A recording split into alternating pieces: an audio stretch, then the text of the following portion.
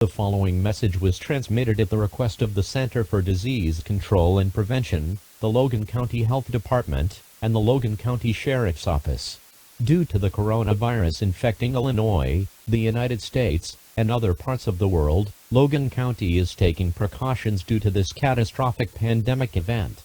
Logan County may not be infected, but proper precautions is best due to this event. Churches, colleges, and schools will be closed for a while.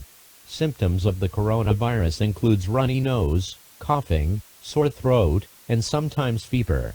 In most cases, you won't know whether you're infected with the coronavirus or a different type of virus. To prevent getting infected, wash your hands with soap or alcohol-based hand sanitizer. Keep your hands and fingers away from your eyes, nose, and mouth, and avoid close contact with people who are infected.